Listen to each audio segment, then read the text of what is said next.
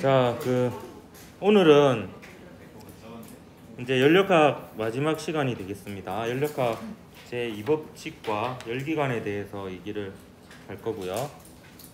지난 시간 말미에 얘기했나 모르겠는데 열및 통계 물리학 책 중에 어떤 책에 밑에 그런 구절이 있다고 소개한 것 같기도 하고 안 한 것 같기도 하고.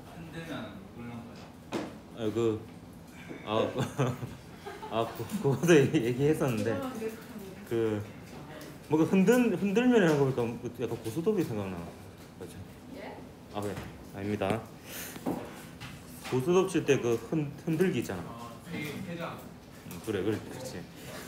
뭐 하다 얘기했더라. 연력학 제2법칙 연력학 제2법칙을 모르는 것은 셰익스피어를 모르는 것 같다, 이런 말이 적혀 있는데, 그 정도로 이제 이게 굉장히 유명한 법칙인데, 중요한 법칙인데 사람들이 그 중요한 거에 비해서 잘 안 알려져 있다, 이런 걸 표현하는 문구였습니다.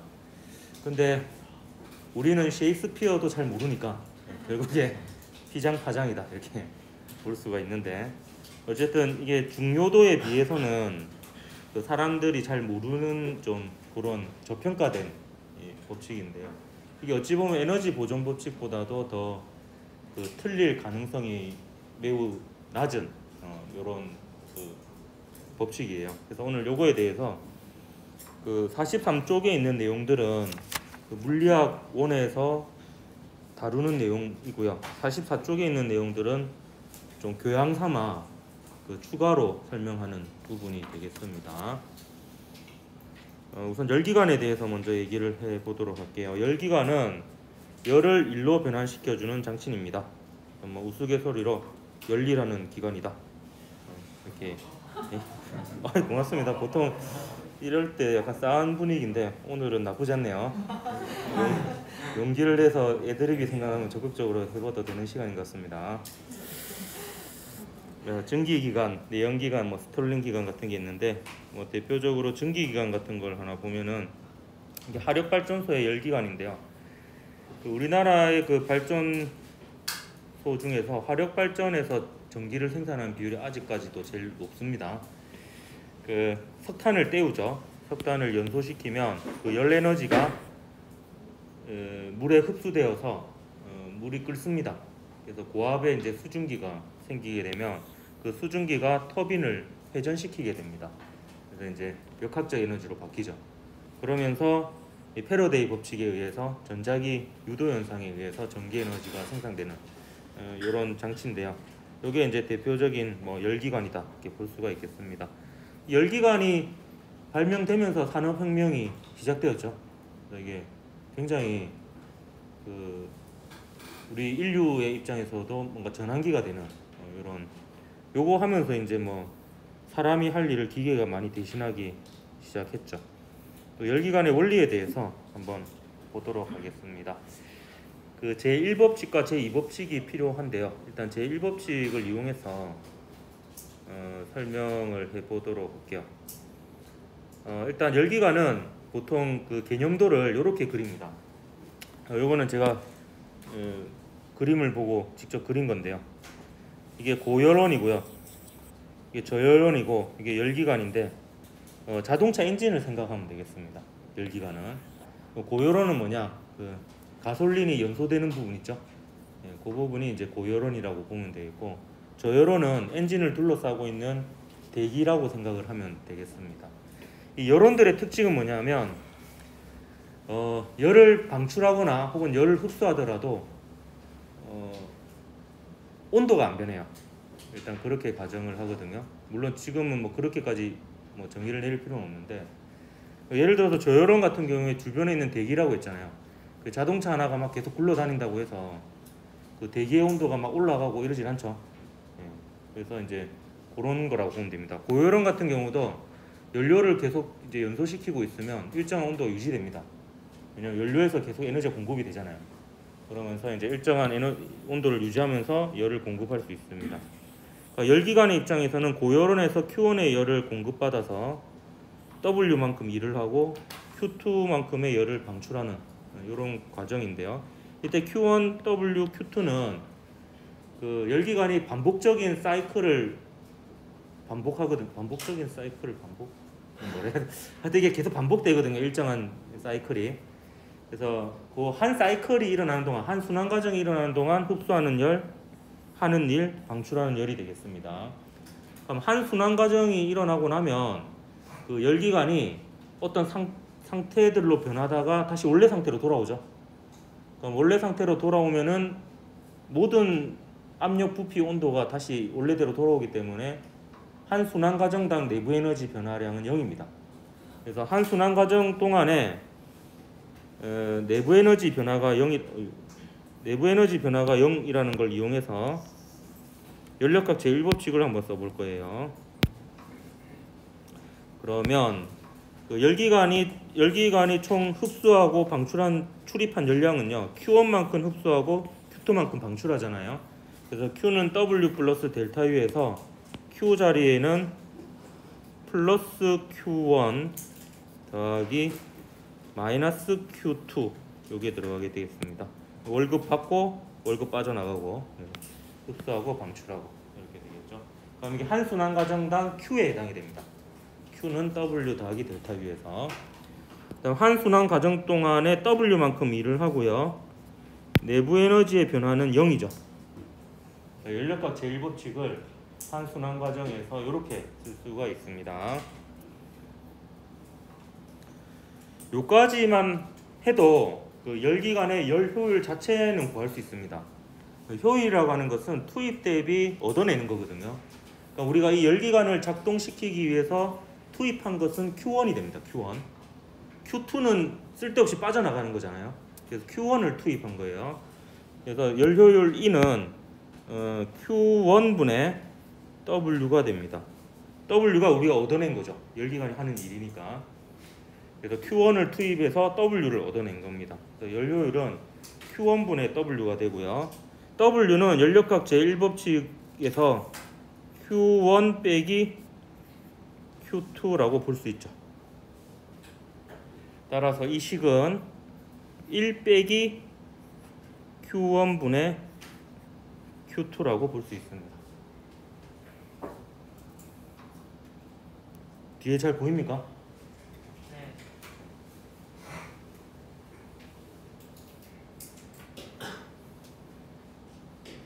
자, 그런데요. 이게 연력학 제1법칙에 의해서 열 효율을 구했는데요. 근데 이 열 효율이 보면 1 빼기 Q1분의 Q2죠.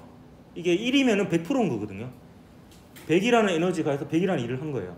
100이라는 열 에너지를 통해서 100이라는 역학적 에너지를 얻어낸 건데 그게 불가능해요. 왜냐하면 그게 되려면 Q1이 무한대가 되거나 Q2가 0이 돼야 되거든요. 빠져나가는 열이 없어야 됩니다. 근데 그런 일이 일어나지 않아요. 그러니까 Q2가 0이 될 수가 없습니다. 따라서 열 효율은 1보다는 반드시 작습니다. 1이 될 수도 없습니다.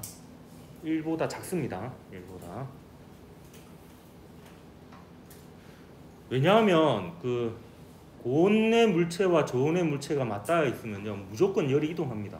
연력학 제2법칙에 의해서. 그러니까 빠져나가는 열이 없을 수가 없습니다. 그래서 그 연료율이 1보다 작습니다. 연료율이 1보다 작은 이유를 저 뒷페이지 가서 한 번 더 얘기를 해줄 거예요. 더 이제 얘기를 해줄 건데 일단 대략적으로 이렇게 알고 여러분이 물리학 원수준에서 기억해야 될 것은 요 열효율에 대한 공식하고요. 그 다음에 열효율이 1보다 작은 게 연력학 제2법칙과 관련이 있다. 이는 여러분이 좀 외워서 기억하고 있어야 되는 부분이 되겠습니다. 간혹 물어보기도 합니다. 그럼 연력학 제2법칙이 도대체 무엇이냐라는 건데요. 여기 이제 물리학 원수준에서 설명하는 연력학 제2법칙을 설명하도록 할게요. 엔트로피 법칙이라고도 하는데요. 혹시 그 엔트로피에 대해서 좀 그 알고 싶으면 그 제레미 리프킨이라는 사람이 쓴 엔트로피라는 책이 있어요. 그 책을 보면 그 연력학 제2법칙으로 여러 가지 과학적인 현상이라든지 사회 현상들을 설명하고 있는데 그게 굉장히 와닿거든요. 그래서 그 읽어보면 좀 도움이 될 것 같아요. 예전에 근데 제가 되게 감명 깊게 읽은 책인데 제가 중학교 때, 그러니까 고등학교 때 읽었었던 책인데 그 예전에 그 김상욱 교수님이라고 TV에서 요새 나오는 좀 물리학 교수님 계시잖아요. 강의 되게 잘하시는 그 교수님이 한 번은 그 책을 얘기하면서 조금 그게 책이 전반적으로 잘 쓰여졌긴 하지만 물리적으로는 엄밀히 따져보면 틀린 부분이 좀 있다고 하더라고요. 근데 그 부분이 저도 다시 안 읽어봐서 어떤 부분인지 모르겠는데 어쨌든 그때 당시로서는 굉장히 와닿았어요. 이게 막 납득이 되고 이게 아마 다 틀리진 않았을 거니까 한번 보는 거 괜찮습니다. 열역학 제2법칙 이런 내용들이 있습니다. 열은 스스로 저온의 물체에서 고온의 물체로 이동할 수 없습니다. 예를 들면 손등위에 얼음이 놓여 있는 경우를 보면 손등이 얼음보다 온도가 높잖아요. 따라서 손등에서 얼음 쪽으로 열이 이동하게 되고요. 그래서 얼음은 녹게 되죠. 이게 자연스러운 현상이에요. 근데 이게 거꾸로 일어나는 일은 없다라는 거예요. 자연스럽게 놔뒀는데 얼음에서 손 쪽으로 열이 이동해서 물이 얼어버리는 일은 안 일어난다라는 게 열역학 제2법칙입니다. 그래서 열역학 제2법칙은 뭔가 방향성을 나타내요. 뭔가 일이 일어나는 그 방향을 좀 알려줍니다. 그러니까 요렇게는 되지만 요렇게는 안 된다라는 겁니다. 또 비슷한 게 뭐냐 하면 일은 모두 열로 바꿀 수는 있어요. 하지만 열을 모두 일로 바꾸는 것은 불가능합니다. 그러니까 역학적 에너지는 열 에너지로 100% 바뀔 수 있습니다. 근데 열 에너지는 역학적 에너지로 100% 바뀔 수 없어요. 이것도 이제 열역학 제2법칙과 관련이 있습니다. 그래서 궁극적으로는 우주의 에너지들은 전부 다 열 에너지로 나중에 바뀌게 되어 있습니다. 언젠가는. 그러면 우주가 멸망하게 되는 겁니다. 열역학 제2법칙은요. 그래서 제가 그 책을 읽고 충격을 받았던 게 우주는 최소한 영원할 줄 알았는데 우주도 결국에는 열역학 제2법칙에 의해서 언젠가는 망하게 되어 있다 라는 겁니다. 물론 걱정 안 해도 됩니다. 한참 많이 남았고요. 그래서 이게 같은 맥락으로 열 효율이 1인 열기관 없어요. 왜냐하면 열기관이 열 에너지를 역학적 에너지로 바꿔주는 기관이거든요. 그러니까 열이 100% 역학적 에너지 1로 바뀌는 일은 없다라는 겁니다. 그 엔트로피라고 정의되는 게 무질서도라고도 하거든요. 이 엔트로피는 시간에 따라 대체로 증가한다 라고 합니다. 근데 이게 무슨 말인지 이해를 못할 것 같아서 제가 엔트로피에 대해서 그 뒷페이지에서 좀 소개를 할까 하는 겁니다. 근데 간혹 일정한 경우는 있지만 감소하지는 않는다라는 거예요. 어떻게 잘하면 엔트로피가 증가하지 않는 변화는 만들 수 있어요. 근데 엔트로피가 감소하는 변화가 겉으로 보면 감소하는 변화가 있을 수 있지만 우주 전체적으로 보면 어딘가는 엔트로피가 증가하게 되는 그런 상황이 됩니다. 여기까지가 이제 물리학원에 있는 내용이고요. 물리학원에서 이 정도 수준으로 여러분이 알고 있으면 문제는 관련된 게 다 풀립니다. 이 부분은 이제 교양 삼아 추가적으로 하는 부분이 되겠습니다.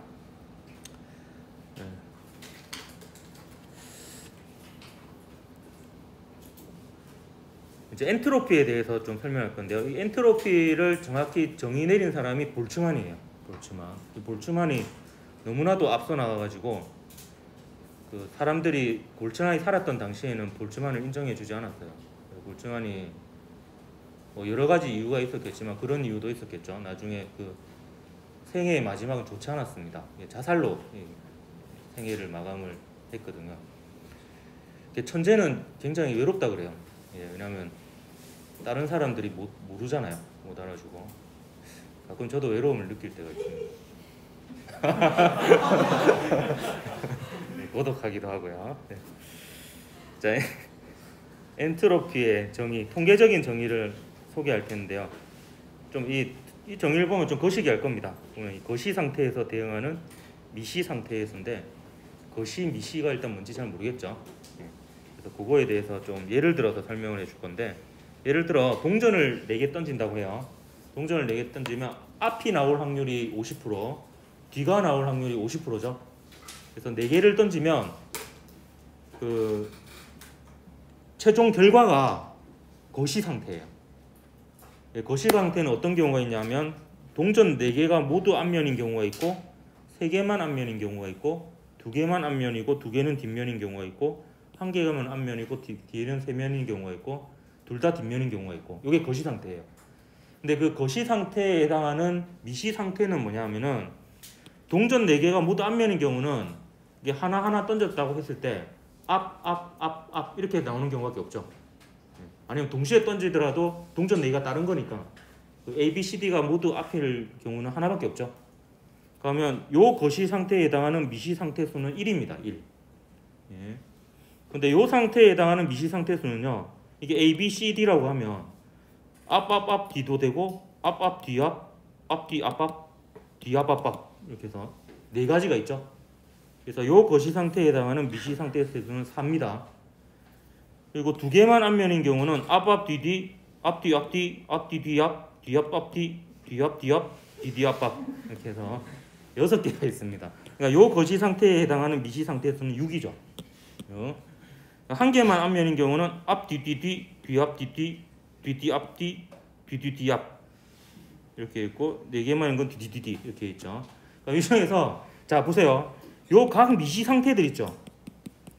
요 미시 상태들이 일어날 확률은 모두 동일합니다.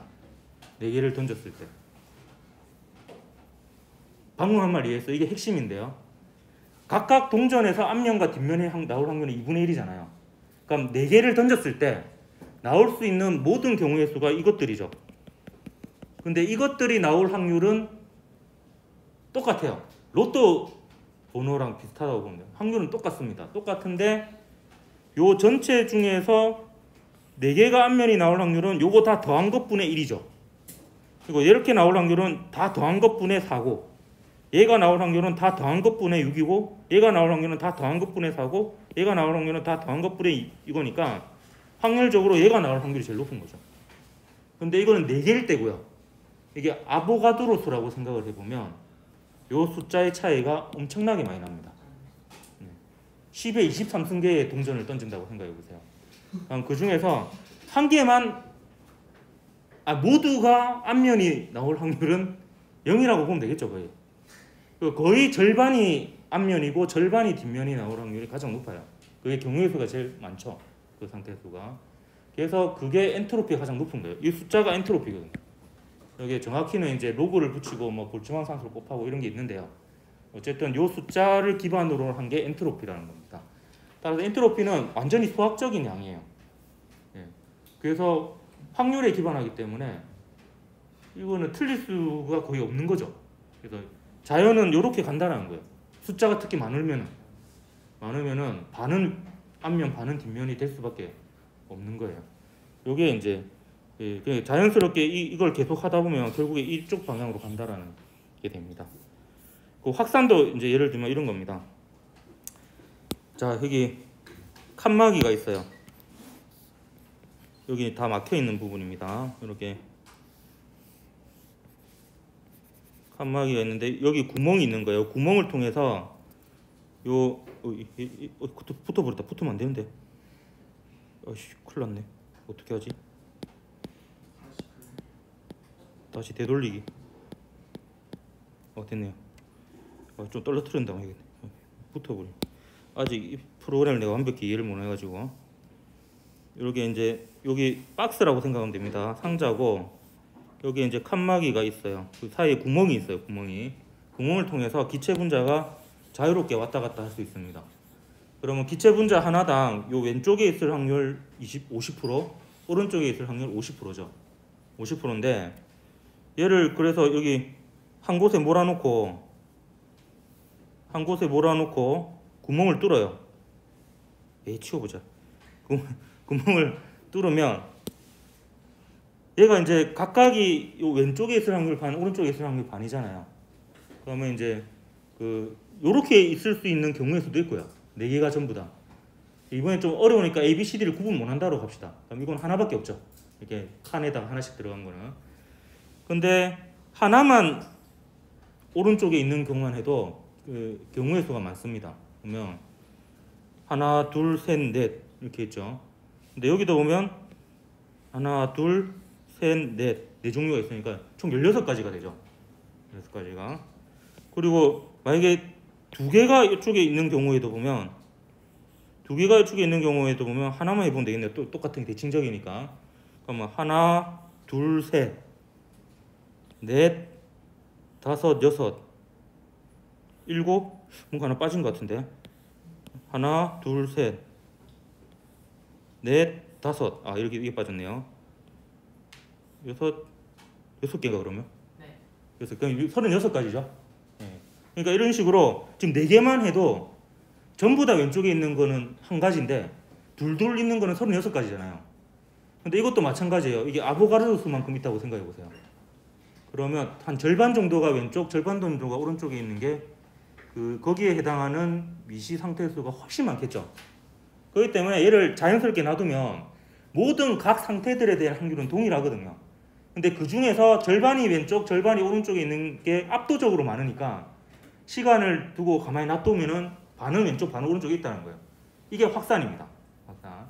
이게 엔트로피가 증가하는 방향으로 그 세상이 움직인다라는 거죠.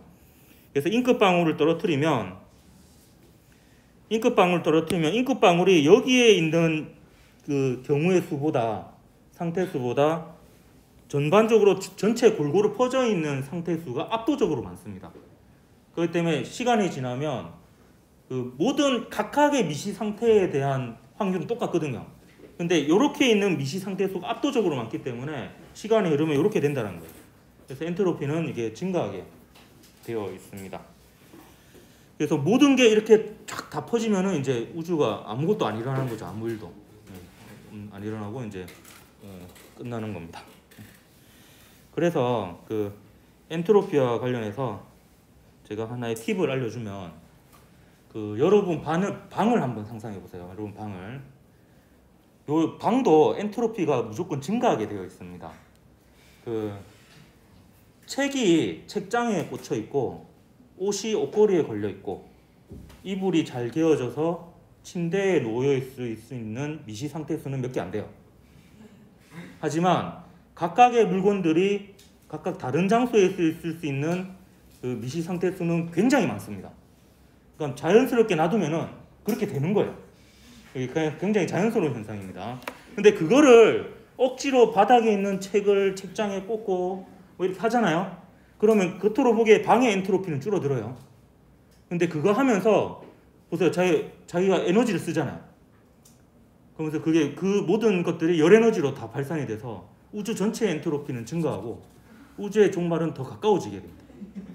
그래서 혹시 어머니가 잔소리를 하시게 되면은 어머니 저는 우주를 지키기 위해서 정리를 하면 안 됩니다.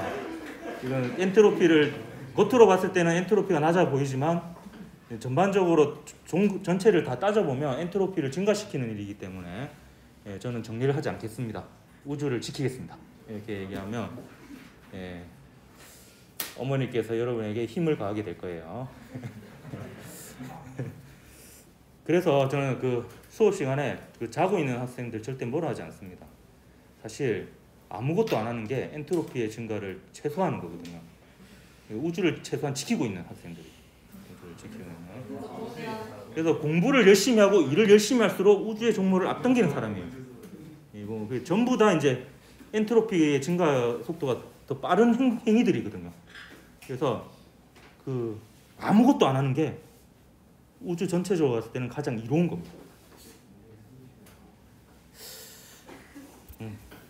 그래서 여러분은 그런 거에 대한 죄책감을 가지지 않기 바랍니다. 내가 뭔가 안 한다고 하거나 열심히 안 한다고 해서 잘못하게 오고 있는 게 아니고 우주로 봤을 때는 가장 바람직한 행위를 하고 있는 거예요. 그러니까 자부심을 가지고 쉬어도 됩니다. 우주 전체적으로 이로운 일을 하고 있다 이런 겁니다. 농담이다. 이것도 진담으로 받아들이고 선생님 물리쌤이 연력학 제2법칙 때문에 공부 열심히 하면 안 된다던데 이러면 안 돼. 그거는 아주 우주 전체적으로 아주 미약합니다. 그러니까 아무런 기여를 하지 않는 거와 마찬가지다 이렇게 보면 됩니다. 별로 차이 안 나니까 열심히 성실하게 생활하십시오. 연력학에서 엔트로피의 변화량은요. 방금 사실 했던 거는 통계적인 수학적인 통계로서의 엔트로피에 대한 정의였고요. 열역학에서의 엔트로피는 좀 고시적으로는 그 온도분의 이게 방출한 열량 혹은 흡수한 열량에 해당되는데, 사실 이 부분은 제가 어물쩍 넘어갈게요. 이게 왜 그런지는 사실 저도 까먹기도 했고요. 이게 결과적으로 좀 매우 복잡한 과정을 거쳐서 이게 통계적으로 정의되는 엔트로피랑 같은 의미다라는 게 되는데, 나도 어렴풋이라도 기억이 안 나네. 어쨌든 이 식을 안다는 접목된 가정하에 그 열기관의 열효율이 1보다 작은 거를 한번 설명을 해볼게요. 요거는 진짜 참고 삼아 들어도 됩니다. 그 카르노 기관이라는 게 있어요. 한번 들어본 사람이 있을 수도 있는데, 그 카르노 기관이 그 이론적으로 가능한 열효율이 가장 높은 기관이에요. 그러니까 같은 온도 사이에서 고열원이 T1이고 저열원이 T2인 동일한 상황에서 작동하는 모든 열기관 중에서 열효율이 이론적으로 가장 높은 열기관입니다. 어떻게 해서 그렇게 얘기할 수 있냐면, 카르노 기관은 한 순환 과정이 일어나는 동안에 엔트로피의 변화가 없습니다. 최소한 엔트로피가 감소하지 않는다 했잖아요. 그럼 엔트로피의 변화가 없는 경우도 있어요, 간혹 가다가. 그게 카르노 기관이에요. 근데 대부분의 열기관은 엔트로피의 변화가 있습니다. 엔트로피가 증가하는 거죠. 근데 엔트로피의 변화가 없는 기관이 있어요. 이게 신기하게도 그 등온 단열 이 과정을 거쳐서 순환 과정이 일어나면 엔트로피의 변화가 없게 됩니다. 없게 되는데 요 식을 쓰면 이게 연력학 제2법칙의 수식적인 표현이라고 볼 수 있어요. 엔트로피의 변화가 0보다 같거나 크다는 식을 열기관에 대해서 적용하면 카르노 기관의 열효율이 나옵니다. 그걸 한번 해보도록 할게요. 열기관은요, 열기관만 보면 안 되고 고열원하고 저열원하고 모든 걸 합쳐야 됩니다. 이 모든 거의 엔트로피의 변화가 0보다 같거나 크다라는 거거든요. 그러니까 고열원의 엔트로피 변화가 있고 열기관의 엔트로피 변화가 있고 그다음에 저열원의 엔트로피 변화가 있는데, 근데 열기관의 엔트로피 변화는 한 순환 과정당 없다라고 볼 수 있습니다. 그냥 모든 상태가 원래 상태로 돌아오잖아요. 열기관의 엔트로피 변화, 모든 열기관이 엔트로피 변화가 0입니다. 한 순환 과정이 일어나는 동안. 결국에 고열원의 엔트로피 변화와 저열원의 엔트로피 변화에 의해서 이게 결정이 되는데, 그래서 식을 이렇게 쓸 수 있어요. 고열원의 엔트로피 변화 더하기 열기관의 엔트로피 변화 더하기 저열원의 엔트로피 변화의 합은 0보다 같거나 큰데요. 고열원 같은 경우에는 고열원 입장에서 보면 열이 빠져나가죠. 그래서 고열원의 엔트로피 변화는 T1분의 고열원의 온도분의 빠져나간 열량, 근데 마이너스가 붙은 거는 고열원 입장에서 빠져나갔으니까 마이너스 Q1이 되고, 그다음 저열원 입장에서는 열을 받았죠. 그러니까 Q2만큼 흡수를 한 거예요. 그래서 저열원의 엔트로피 변화는 T2분의 Q2입니다. 이 합친 게 0보다 같거나 커요. 그러면 이렇게 되는 거죠. Q1분의 Q2는 T1분의 T2보다 크거나 같습니다. 그러면 이걸 이렇게 쓸 수도 있어요. 1 빼기 이렇게 하면 이게 열기관의 열효율이 되죠. 둘 다 마이너스를 붙이고, 그럼 이게 등호가 바뀌겠죠. 마이너스를 붙이고 1을 더해요. 그러면 식이 이렇게 됩니다. 근데 여기서 제가 빠뜨린 부분은 뭐냐면, 사실 카르노 기관의 열효율 자체를 구하는 과정 생략을 했는데 결과적으로 얘가 카르노 기관의 열효율이고요. 여기 일반적인 카르노 기관을 포함해서 일반적인 열기관의 열효율이에요.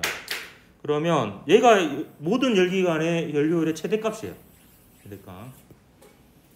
따라서 요걸 보면요, 그 T1하고 T2가 고열원의 온도고 저열원의 온도거든요. 그럼 이게 1이 되려면, 카르노 기관의 열효율이 1이 되려면 고열원의 온도가 무한대면 돼요. 근데 무한대의 온도는 없거든요. 아니면 또 방법이 있습니다. 저열원의 온도를 0켈빈으로 유지하면 됩니다. 이것도 불가능합니다. 왜냐하면 저열원으로 열이 빠져나가는데 0켈빈을 어떻게 유지를 해? 그렇기 때문에 이게 반드시 이게 0이 아니라는 거죠. 그러니까 빠지는 게 있으니까 카르노 기관의 열효율조차 1이 안 됩니다. 근데 일반적인 열기관은 그거보다 같거나 작거든요. 그렇기 때문에 일반적인 열기관의 열효율이 1보다 작다, 이렇게 볼 수 있습니다. 그래서 카르노 기관의 열효율이 1보다 작고, 일반적 열기관은 카르노 기관의 연료율보다 같거나 작으니까 일반적 열기관의 연료율은 1보다 작다. 이렇게 얘기를 할 수가 있습니다. 그래서 제가 정성적으로 이제 연료율이 1보다 작다는 걸 얘기했는데 조금 더 수학적으로 얘기를 한번 시도해 본 건데 이건 나중에 일반 물리학의 책에 있으니까 한번 보세요. 근데 제가 대학교 다닐 때 1학년 때 이거 일반 물리학 책 보는데 이해가 너무 안 돼가지고 제가 이해를 했던 방법을 그러니까 이 부분을 설명이 이게 자세히 잘 안 돼 있거든요. 그래서 한번 그냥 설명을 한 거고요. 연력각 제2법칙은 제가 좀 오버해가지고 그 좀 내용을 좀 더 추가해가지고 그냥 설명을 했는데 이거 그냥 교양사만 듣고 그냥 이런 게 있었구나 하고 넘어가면 되겠습니다. 그리고 참고로 잠시만요. 요거 그냥 한번 소개해 줄 건데 자동차 열기관의 연료율인데요. 이걸 제가 얘기해 주는 이유는 뭐냐면 여러분 전기 자동차가 그 에너지적으로 보면은 효율이 굉장히 높을 거라고 생각하지만 사실 생각해 보면요. 그 차량의 효율만 놓고 보면 가솔린 차가 18% 그러니까 그 가솔린의 에너지에 비해서 이제 차를 굴리는데 뽑아내는 에너지가 18%라는 거야. 기름이 100이면 자동차 굴러가는데 18을 쓴다는 거예요. 디젤이 22%, 하이브리드 차가 30%, 전기차가 80%. 굉장히 우수해 보이죠? 전기 에너지의 80%를 굴리는데 20%밖에 열 손실이 없다는 거예요. 전기차는. 그 수소 연료 자동차가 48%예요. 근데 문제는 뭐냐면 연료 생산 효율이에요. 그러니까 가솔린 차는 이제 그 가솔린을 정지하는 과정에서 이제 88%의 효율을 보여줍니다. 그러니까 12%는 그 연료를 정지하는 과정에서 이제 열 에너지로 날아가 버린다는 거죠. 그다음 디젤 차는 89%. 디젤은 그러니까 연료 생산율이 하이브리드도 어차피 가솔린을 쓰니까 같은 거고요. 근데 전기차 같은 경우에는 왜 26%까지 떨어지냐 생각해 보십시오. 발전소에서 생산하는 과정에서 열 손실이 일어납니다. 송전하는 과정에서 열 손실이 일어나죠. 그거는 일부는 또 저장했다가 다시 또 쓰고 이렇게 하잖아요. 그 저장 과정에서 또 손실이 일어나고. 그러니까 이게 전기차는 굉장히 낮아요. 근데 수소는 또 이거 높은 편이죠. 그래서 다 더하면은 곱하게 되는 거죠. 전체 효율은 가솔린이 16%, 디젤이 20%, 하이브리드가 26%, 전기차가 21%입니다. 그러니까 전기차가 결코 디젤이나 가솔린에 비해서 월등히 높지는 않다라는 거예요. 근데 수소 연료 전지차는 좀 그래도 높은 편입니다. 그래서 수소가 사실 좀 더 친환경에 가깝다라고 볼 수 있어요. 근데 전기차도 그러니까 내가 주장하는 건 뭐냐면 모든 차를 전기차로 하면 또 문제가 생길 겁니다. 그게 이제 그 폐전지도 문제가 되거든요. 이게 전지가 환경오염 물질이잖아요. 자동차에 들어가는 배터리 이것도 환경오염 문제고 전기차가 지금 그러니까 어느 정도 수준까지는 괜찮을 수 있어요. 왜냐하면 그 전기 에너지의 거의 대부분이 산업용으로 쓰이거든요. 낮에 많이 쓰여요. 공장을 돌리는데 가정용 전기는 그렇게 많이 안 쓰인대요. 그러면 차를 밤에 충전시키면은 좀 괜찮아요. 그러면 이제 어차피 원자력 발전소는 24시간 돌아가야 되니까. 근데 문제는 차가 너무 많이 생겨서 낮에도 충전하는 차가 많이 생기면은 좀 문제가 생길 수가 있습니다. 결국에 원전을 더 지어야 되는 상황이 생길 수도 있으니까. 그러니까 무조건 전기차가 좋다고 계속 밀 게 아니라 이런 걸 종합적으로 판단해서 정책을 결정을 해야 돼요. 그래서 이제 그런 측면이 있다라는 것도 이런 좀 고민을 할 필요가 있습니다. 다음 시간에 이제 대단원이 바뀝니다. 대단하죠. 1단원에서 2단원 전자기장으로 바뀌고요. 좀 내용이 달라지게 됩니다. 오늘 여기까지 할게요. 수고했습니다.